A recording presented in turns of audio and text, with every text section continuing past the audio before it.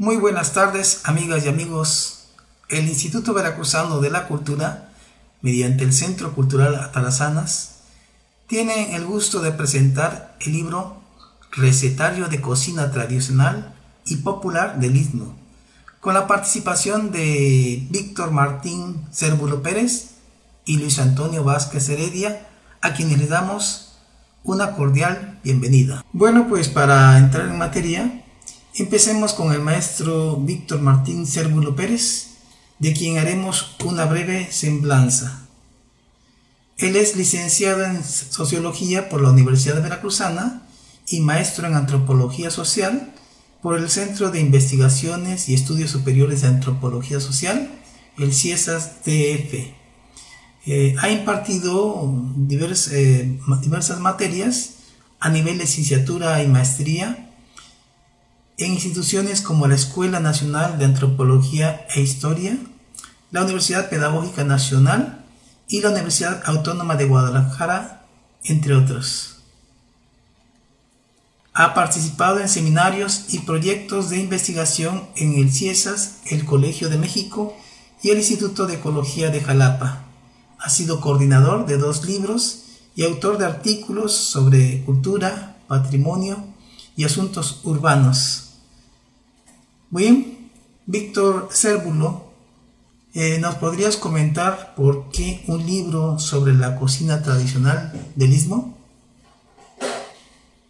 Me gustaría empezar hablando de lo que le dio origen al recetario. Hay algunos antecedentes de otros trabajos que habíamos realizado en algunas microrregiones de lo que llamamos Istmo o Istmo mexicano, y nos llamaba mucho la atención. Era en ese momento, hace unos 5 o 6 años, muy importante para nosotros saber qué tanto de lo que encontrábamos en la parte oaxaqueña territorialmente se llama toda la región del Istmo, que incluye parte de Tabasco, de Chiapas, de Veracruz y de Oaxaca. Entonces fue interesante porque lo primero que nos encontramos pues fue esta vasta región, ¿no? Todas las regiones tienen su historia propia, y encontramos cosas realmente fascinantes en términos de las cocinas, entre otras, pues el hecho de que si bien hay una diversidad de cocinas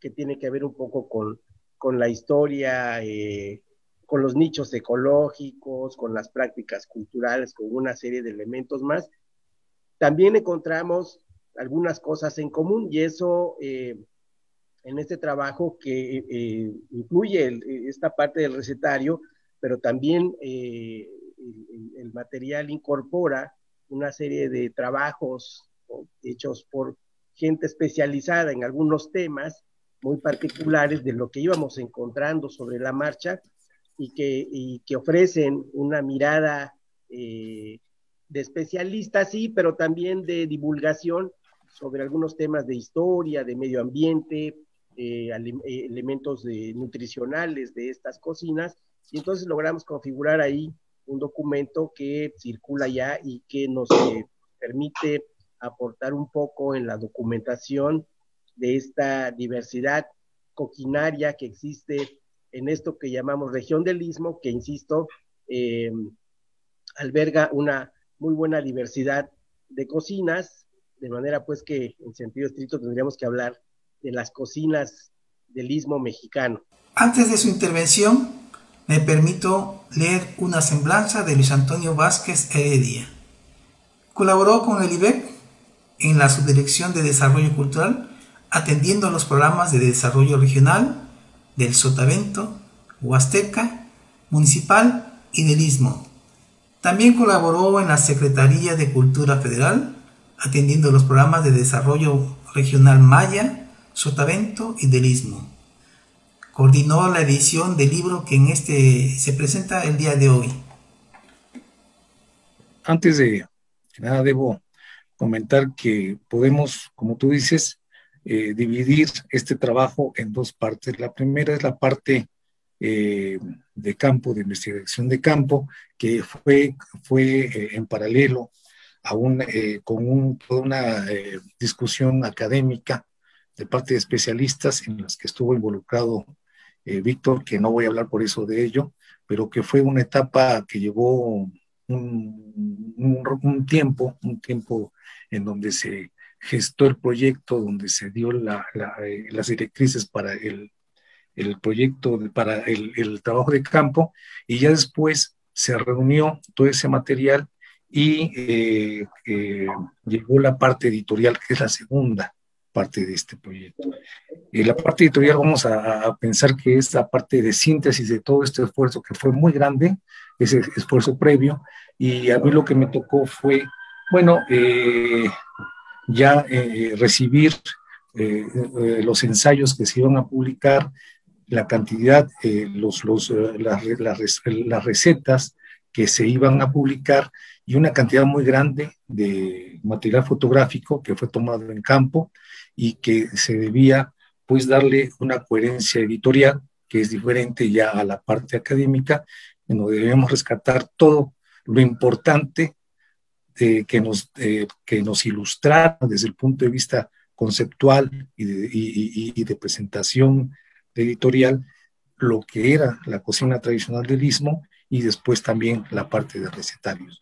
No fue un trabajo fácil, fue un trabajo realmente difícil, el proceso de selección, el proceso de cuidado del lenguaje, el proceso de presentación, el cuidado también, la coordinación con el diseñador, que además fue, curiosamente, este libro, debo decirles que coordiné la parte editorial, pero yo nunca conocí personalmente al diseñador editorial, además ni siquiera lo conozco, nunca tuve la oportunidad de ver la cara, todo fue a distancia porque este trabajo se hizo en Tabasco, precisamente en un taller de Tabasco, y nos coordinamos hasta que quedaron esta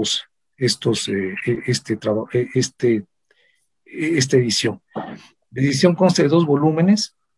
El primer volumen está conformado por los ensayos, en donde se explica, se atiende diferentes facetas de la cocina tradicional. Son 6 ensayos. Uno está escrito por la Comisión, por los compañeros de la Comisión Nacional de Biodiversidad, la CONABIO. El otro fue escrito por Fabricio Zúñiga, otro por Benjamín Lorenzano, compañero de Chiapas, por Paris Aguilar, que si no me traiciona la memoria, él es investigador de la Universidad de la Ciudad de México, Mariana Coria de la UNAM y Álvaro Alcántara, que en ese tiempo era parte de la UNAM y actualmente creo que está colaborando para el INAH. Y el otro volumen está compuesto por las recetas propiamente dichas. Son 137 recetas que están organizadas en 6 secciones. La primera de bebidas, otra de sopas y caldos, otra de guisados, otra de moles y tamales, otra de dulces y la última de tortillas, totopos y frituras. Pero además tiene algo más estos recetarios, no solamente es haber trabajado 12 documentos en formato de papel, también tiene un audiovisual en donde se rescatan algunos testimonios de habitantes de las zonas, de diferentes zonas de los estados. Esto está en el volumen de los ensayos, y en el volumen de las recetas está las voces de los cocineros o las cocineras que participaron y que se les grabó, algunas todos en sus lenguas originarias. Ese es el trabajo en general de lo que es este trabajo editorial. Claro, mira, como bien dice Luis Antonio, realmente fue un trabajo titánico, requirió del apoyo y de la participación de muchos compañeros. Realmente lo disfrutamos mucho. Debo decir que en campo visitábamos las comunidades, platicábamos con las cocineras, comíamos mucho de esta cocina. Entonces, yo en primer plano quiero poner eso, porque de la documentación, pues era necesario estar ahí con las cocineras. Entonces nosotros en principio lo que originalmente buscábamos pues era documentar, divulgar estas formas de hacer cocina de pensar las cocinas, de vivir las cocinas en una región como el Istmo, que decíamos hace un rato, pues tiene su, como toda región, pues está cargada de historia y está significada por una historia particular. En el caso del Istmo es una historia de larga data que va condensando expresiones de la cocina distintas, desde las más antiguas hasta las más recientes, que tienen que ver con algunos flujos migratorios. Entonces, todo eso estaba allí, digamos, como en el centro del interés de nosotros al principio, y sobre la marcha fue bien importante el trabajar muy de cerca con las cocineras, porque nos iban dando las pautas de lo que realmente son las cocinas, lo que llamamos en este caso las cocinas tradicionales y populares. Nos quedamos incluso con ganas de abordar el siguiente componente, que tendría que ser como el de la cocina urbana popular del Istmo, ¿no? A propósito de estas, digamos, como términos de estos conceptos, cabe decir pues que en las ciudades del Istmo, que es lo que nos tiene ahorita aquí reunidos, hay una muy buena diversidad. Las ciudades están concentrando una muy buena diversidad de estas cocinas tradicionales que se gestan en los pueblos, en las comunidades. Debo decir que eso está ahí pendiente. Ojalá alguien pueda hacer esa documentación. Entonces, hacia allá estaría, digamos, orientada a esta investigación, a esta documentación. Partimos de una plataforma común, y sobre la marcha me parece que nos lleva de frente a esta posibilidad que yo en lo personal todavía no identifico algún trabajo que esté centrado en las cocinas de las ciudades de esta región del Istmo, las cocinas populares, tradicionales y populares en Acayucan, en Minatitlán, en Coatzacoalcos, en Juchitán, en las ciudades de Tabasco, de Chiapas, en fin, eso me parece a mí en lo personal que es una derivación de este trabajo inicial, y ojalá alguien lo pueda complementar. A mí me gustaría comentar muy rápidamente, muy rápidamente, las aportaciones, lo que yo veo a mí, por qué este trabajo es importante. Sobre todo porque no es un recetario clásico, pues en el sentido de como lo estamos acostumbrando. Abres el libro, abres el recetario y te dice ingredientes, lo haces de esta manera. No solamente habla de la técnica, que es interesante, sino que se acompañó, y aquí viene lo interesante de esta publicación, de un volumen que analiza las diferentes facetas de lo que genera un patrimonio cultural como es la cocina, que tiene diferentes, es muy complejo porque no es un plano, o no es un asunto de un solo plano, sino que son diferentes planos que convergen en una actividad tan cotidiana y tan inmediata que tenemos todos los días, que es la cocina.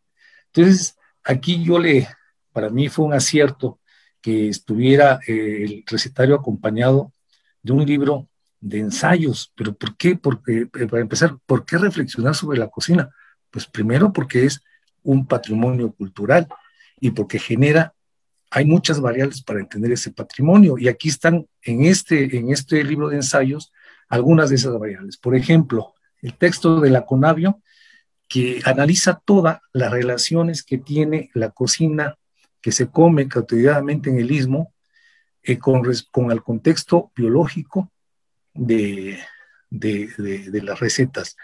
Qué tipo de vegetales, qué tipo de cárnicos, cómo se consiguen, dónde se consiguen. Hay reflexiones muy interesantes, incluso gráficas donde dice te está mostrando qué elementos se consumen más o se mencionan más en las recetas, ¿sí?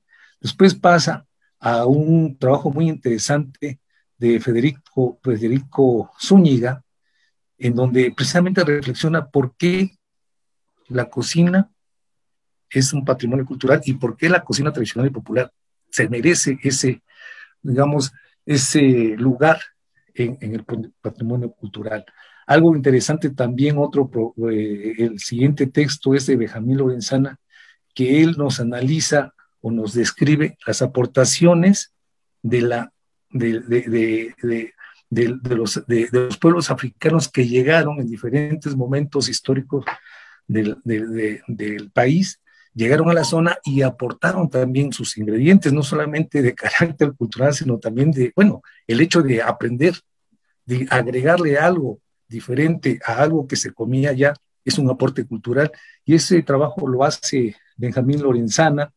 Paris Aguilar trabaja la comensalidad, que es creo que es el texto, si Víctor no me desmiente, el texto más conceptual de esos 6, un poquito denso, pero que es interesante porque es una pues, consideración y reconsideración sobre lo que entendemos sobre el acto de comer y sus diferentes facetas. Interesante también el comentario de Mariana López, que está analizando cómo los diferentes alimentos tienen en los habitantes pues una idea de medicina, ¿sí? Cómo hay determinados alimentos que deben comer en determinadas condiciones de la persona y cómo otras no. Y por último, que es realmente que es una crónica, es la que hace Álvaro Alcántara, que es una crónica sobre una fiesta, el papel de la comida en las fiestas, en una fiesta tradicional, creo que es en Pajapan, no recuerdo bien, pero es el dato, y describe cómo el papel de las cocineras es importante y este papel es previo a la fiesta tradicional de la comunidad. Para mí esto es un aporte muy interesante porque nos permite, a quien consulte esta obra o la lea, nos permite darnos cuenta, descubrir lo complejo que es la cocina tradicional, lo complejo que es la cocina popular y además, pues lo importante que es el valorarla no solamente como un sustento de todos los días, sino como un aporte cultural de las comunidades, de las personas menudas que cotidianamente viven en el Istmo y en todas partes del país. Muy bien. Y por otro lado, en cuanto a la parte del recetario, también tiene sus distinciones. Para empezar, una de las cosas que a mí me pidieron mucho es que respetáramos lo más posible la forma, el habla de los cocineros y cocineras que aportaron estas recetas. Y eso se respetó lo más posible, por ejemplo, en palabras coloquiales. Hay una receta que se puso mole de totol, ¿no? En lugar de mole de guajolote. ¿Por qué? Porque así fue la forma en que se las dio a los compañeros que hicieron la investigación, la receta, y se le puso mole de totol. Hay un glosario donde dice, bueno, en tal parte al totol se lo conoce, al guajolote se le conoce como totol, ¿no? Entonces, fue un trabajo en el que se cuidó mucho esta parte de la expresión, el habla popular, lo más posible, claro, como todo trabajo de edición, se tuvo que editar, pero fue otra de las características de recetario. Y creo que por ahí,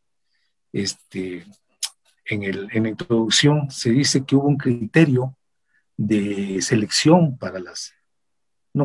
hubo un criterio de selección para las recetas, pero a mí me gustaría que ese criterio lo explicara mejor Víctor, porque tiene todas las variables para poder llegar a las 130 y tantas recetas que alimentaron este recetario. Sí, definitivamente decíamos que al principio era un panorama bastante complejo y amplio. Nos rompíamos la cabeza diciendo cómo le vamos a hacer para abordar esto y aplicamos ahí algunos criterios. Uno fue hacer una revisión en equipo de los documentos a manera de recetario, que estaban publicados, ya sea como libro, ya sea en video, en fin, y nosotros decíamos, bueno, si algo de una bebida, de una comida, de un platillo ya está reportado, y nuestra intención es documentar y divulgar, pues busquemos un poco más. Y entonces ahí nos tomó un tiempo, hicimos esa labor. Al final incorporamos en este material recetas, hablando de la parte del recetario, incorporamos recetas conocidas, pero sobre la marcha nos dábamos cuenta de las particularidades que adopta un platillo. Sabemos que una comida varía de una casa a la del vecino, y entonces puede haber tal variedad que nosotros tendríamos que, y lo hicimos, seleccionamos algunas variantes de recetas ya conocidas y decíamos, esta puede ser importante por algunas razones en particular, y ese fue, digamos, como el criterio básico en la elección de estas expresiones coquinarias, que al final pues se expresan como recetas, pero que detrás de ello pues hay una serie de procesos, de historias, de tecnologías, y nosotros llegábamos a pensar incluso que cada receta podría ser tema por sí misma, cada platillo por sí mismo es muy bien, puede llegar a ser un elemento para escribir todo un libro, toda una serie de historias, para saber, para compartirle a los vecinos, a nuestros paisanos, a la gente, de lo que se trata esta cocina. Esta y cualquier otra cocina tradicional y popular es producto de una vasta historia, de una compleja red de intercambios económicos, culturales, simbólicos, etcétera. Y finalmente, lo que logramos presentar, pues es una selección de estas expresiones coquinayas. Evidentemente, decíamos pues que esto es de tal envergadura que no es suficiente con hacer un solo trabajo para documentar toda esta riqueza coquinaria en la región del Istmo. En la selección hubo temas delicados que tienen que ver con el asunto biológico. Por ejemplo, a mí me llamó mucho la atención cuando vi recetas basadas en carne de iguana, por ejemplo, ¿no? En donde la iguana es una especie protegida, y yo me preguntaba, caramba, a ver si los ecologistas no nos nos dicen algo, porque estamos promoviendo el consumo de una especie que está protegida, o el cocodrilo, que por ahí hay una, y también así hay 2 o 3 recetas que de pronto como que causaban escozor, y decía, bueno, pues lo vamos a poner, pero a ver si no hay alguna reclamación por parte de aquellos conservacionistas, ¿no? Pero fue un trabajo muy, muy interesante, muy, muy bonito, yo en lo particular tenía mis emociones encontradas, porque así como me entusiasmaba, porque pues mucho de esto yo lo he comido, también sufría mucho porque no lo podía comer en la Ciudad de México. Me dije, ¿qué? ¿Pero por qué me tocó hacer esto aquí? Pero bueno, eso es el comentario que quería hacer. Víctor, ¿consideras que las cocinas son lugares y actividades que permiten el empoderamiento de la mujer en el seno familiar y el comunitario? Me gustaría que así fuera, pero hay una serie de contradicciones ahí que se dirimen en estas cocinas, en los fogones, en los comedores, en las casas.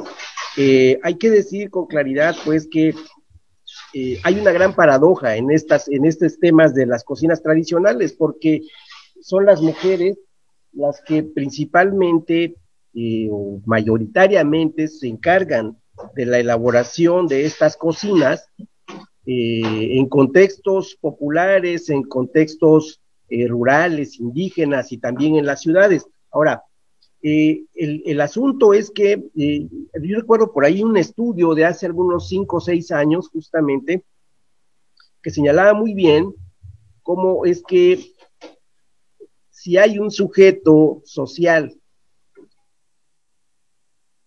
discriminación en términos de la alimentación cotidiana, de lo que cada quien se lleva a la boca, hombres y mujeres, pues demuestra que las que comen menos y las que comen peor son las mujeres, y fundamentalmente son las mujeres indígenas.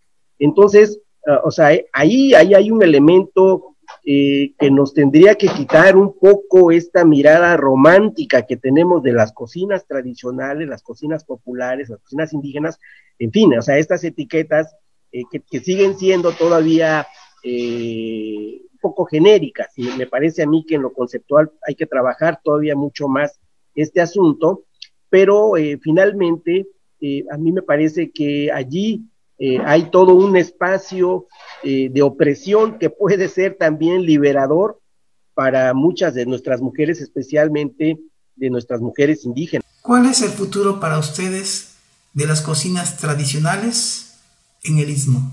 Creo que es una pregunta no muy fácil de contestar, pero yo creo que las cocinas tradicionales pues van a permanecer, van a buscar las personas que nos gusta la cocina tradicional, no solamente comerla, sino hacerla. Bueno, a mí me gusta comerla. Van a buscar las maneras de subsistir en estos ámbitos en donde pues cada día el mundo se vuelve más chiquito, pero yo creo que van a permanecer. Bueno fuera que hubiese políticas públicas por parte del Estado que tendieran a valorar en forma pues masiva las cocinas tradicionales, no solamente como una tecnología, sino también como todo lo que es la cocina tradicional y popular, como un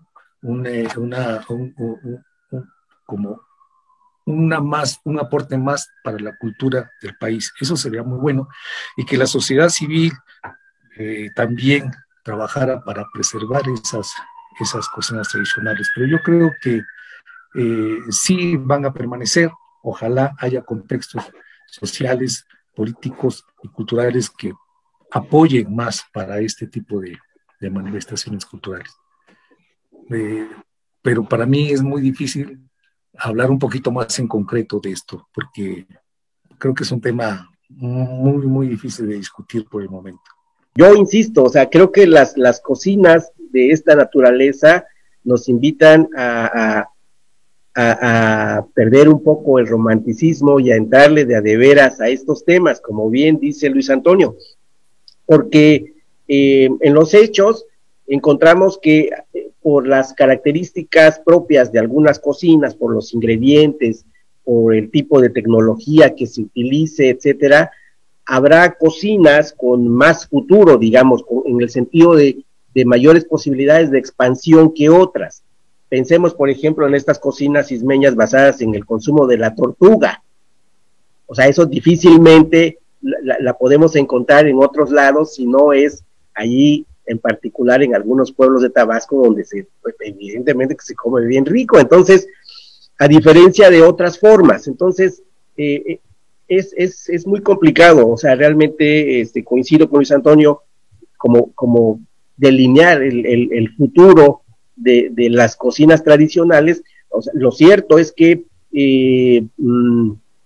digamos, como en este rejuego de representaciones, de intereses, en donde está por un lado, y no quiero polarizar, pero solo a manera de ejemplo, esta dualidad, es decir, por un lado todo este mundo de lo gastronómico, ¿no? De lo que tiene que ver con los chefs, con los restauranteros, con las escuelas de gastronomía, y todo este mundo de sentido que hay alrededor de eso. Ha tenido en los años recientes un auge importante. En el caso de Oaxaca, debo decirlo, mucho de eso está generado sobre la base de las cocinas tradicionales. Entonces, hay que hacer ahí, por supuesto, toda una reflexión mucho más profunda para identificar cómo estas cocinas tradicionales se están asentando en nuevos contextos, bajo qué lógicas lo están haciendo, y creo que eso nos va a seguramente a arrojar algunos indicios de para dónde van estas cocinas. Lo mejor que podría ocurrir, creo yo, es que pudiéramos ir delineando cuáles son las bondades, las virtudes en lo económico, en lo nutricional, en lo medioambiental, de estas cocinas, de estas expresiones de la cocina tradicional, y seguramente sobre esa base podríamos muy bien escoger nosotros, estando en cualquier parte, si hablamos del Istmo, en cualquier pueblo o ciudad del Istmo, decidir escoger qué podríamos desayunar, comer, cenar, según la economía, según el gusto, según las prácticas de la familia, de la comunidad, que seguramente esto que digo, pues bueno, suena más a utopía, que viene siendo también una parte romántica de todo esto, pero finalmente, al menos a mi parecer, me parece pues humildemente que habría que ir posicionando estas cocinas tradicionales como referente para la política pública, para la investigación, para la documentación, en fin, para una serie de asuntos que en un momento dado me parece que estas cocinas pueden muy bien conciliar una serie de procesos favorables a todos nosotros y al medio ambiente. Pues el tiempo se nos ha ido muy rápidamente y solo preguntarles si desean agregar algún comentario final. Siempre he pensado que la cultura tradicional y popular, la mejor forma de preservarla es disfrutándola. Y en este caso, pues, a la cocina tradicional del Istmo, pues hay que disfrutarla, hay que conocerla, no solamente en la parte del gusto, sino también pensar en todos estas facetas que nos sugiere, pues, comer pues no sé, estoy pensando, por ejemplo, en Chinameca, una pellizcada con longaniza, ¿no? O sea, bueno, ¿qué genera esto, ¿no? Y pues creo que lo mejor que podemos hacer para conservar la cocina tradicional es pues, consumirla, gustarla, degustarla, compartirla, e invitar a que la sigan conociendo. Pues por supuesto, así como dice Luis Antonio que se va por unas picaditas, yo pues me voy por unos tamalitos de frijol aquí a la vuelta, que están buenísimos, y coincido, disfrutemos de esto, es un regalo de la naturaleza, del medio ambiente, de la historia. Por supuesto que mientras más conozcamos de las cocinas tradicionales, es mucho más probable que sepamos qué vamos a hacer con ello, tradicional como un bien cultural. Gracias a todos, gracias por la invitación, Francisco, un abrazo, estén muy bien, hasta pronto. Agradecemos mucho a Víctor Cérvulo Pérez, así como a Luis Antonio Vázquez Heredia, su participación en esta serie de lunes de cocina popular y tradicional de Veracruz. Que tengan muy buenas tardes.